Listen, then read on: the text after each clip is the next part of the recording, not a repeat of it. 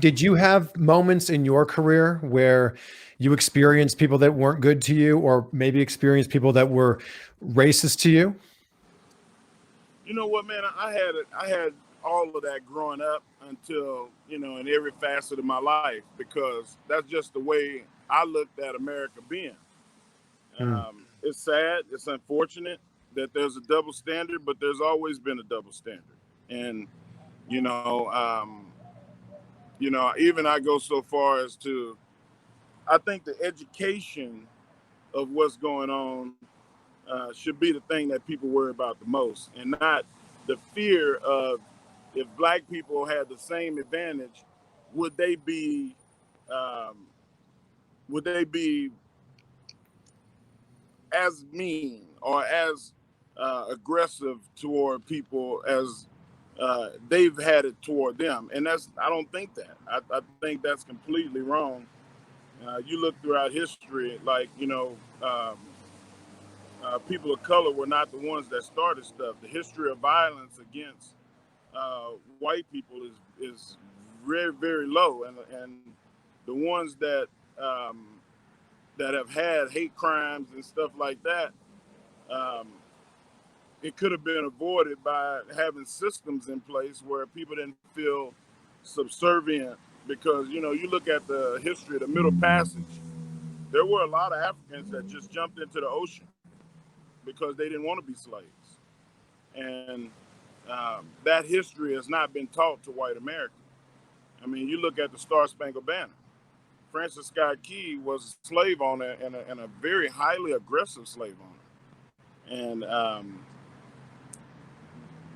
the third stanza of the national anthem has been taken out. But he said it was the land of the free and the home of the brave. What's the opposite of that?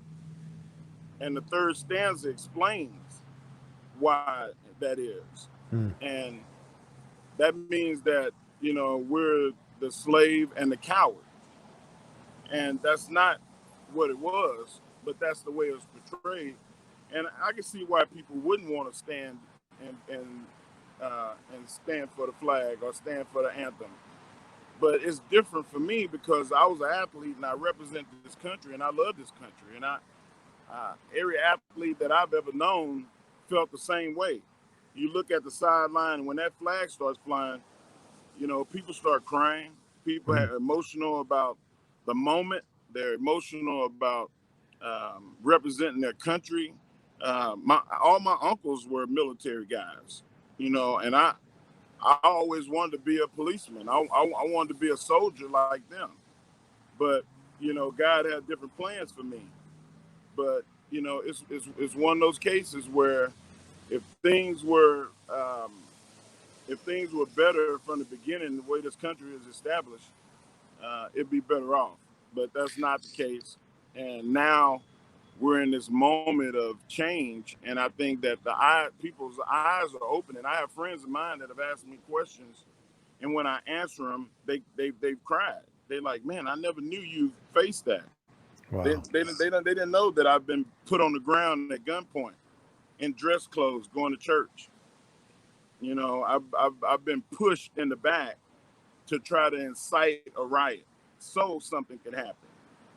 And I've had to say, listen, man, you're barking up the wrong tree, because I This know is my after rights. you were a WWE superstar? This is before and after. Oh, wow. I've went through some stuff, and I have friends of mine that are policemen that they are sick because they've seen stuff that's equally as bad as what we've experienced over the last 3 months, and they just never had the courage to say anything because they would be ostracized, that they would be kicked off their forces, and that the other cops they're the blue brain, they're the blue gang, and for you to take a side of anybody means that you're not for them. And I feel sorry for some of the cops that are in the place that they're in, but now is the time that you're not going to get fired. Now is the time that you can step up and stand up and say, hey, this is what's going on, and hopefully we can get this changed. Certainly seems like there's some change coming, and I'm very sorry to hear that were things you had to deal with, and I hope that things are on their way to But it's being not your a fault. better You place. shouldn't apologize. You shouldn't I'm apologize. sorry to hear it. And that's you know, I told my buddy today, I was like, look, man, I don't want you to have white guilt. I just want you, if shit ever happens, to stand up. Mm. And you see a lot of organizations that are doing things to help provoke change. Go be supportive. Go help out. It takes all of us. Yeah. Welcome to my brand new YouTube channel, CVV Clips. And as the name suggests, the clips from my longer conversations are going to live here. So don't forget to hit that subscribe button so you don't miss out on those little nuggets of goodness that we're going to have here.